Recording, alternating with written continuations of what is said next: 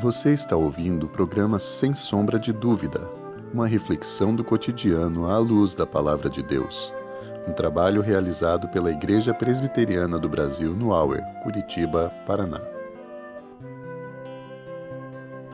Olá, eu sou Silvio, membro da Igreja Presbiteriana do Brasil no Auer, em Curitiba.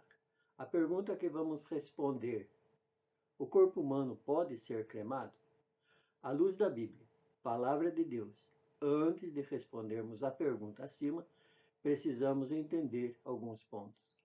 No primeiro capítulo do livro de Gênesis, lemos que todas as coisas foram criadas pela Palavra de Deus.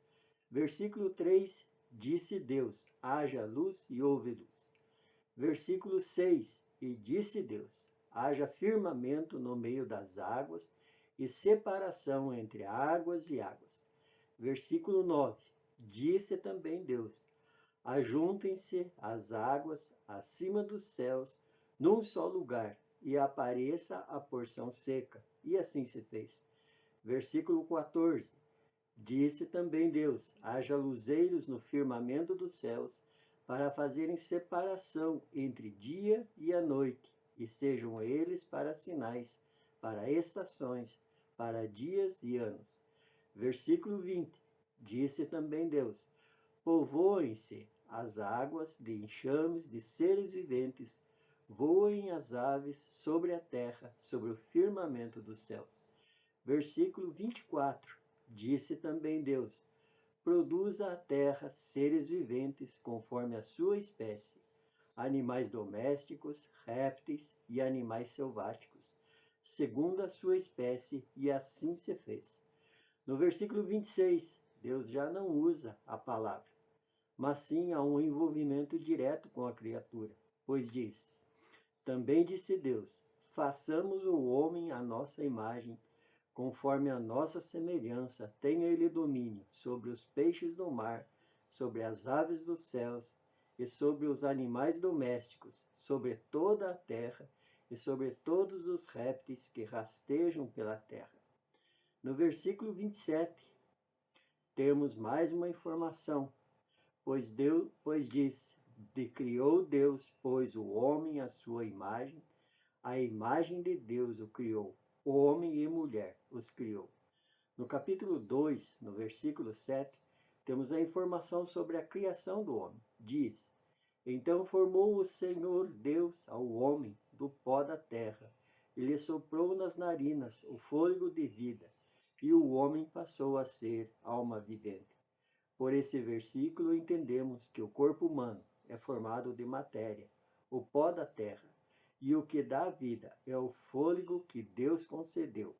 Assim o homem passou a ser alma vivente. Simplificando, Deus fez o corpo usando o pó da terra e sopra nele a vida. Todavia, enquanto nesse corpo somos responsáveis por cuidar, nutrir, zelar, seja através de alimentação saudável, atividade física, acompanhamento médico ou qualquer outra forma. Durante a vida, encontramos em 1 Coríntios, capítulo 6, no versículo 19, acaso não sabeis que o vosso corpo é santuário do Espírito Santo que está em vós, o qual tendes da parte de Deus e que não sois de vós mesmos? No livro de Eclesiastes, capítulo 3, versículo 19b, temos a informação de qual o destino do corpo. Diz, pois dela, da terra, foste formado, pois tu és pó e ao pó tornarás. No versículo 20, diz, todos vão para o mesmo lugar, todos procedem do pó e ao pó tornarão. E no capítulo 12, versículo 7, diz, o pó volte à terra como o era, e o espírito volte a Deus que o deu.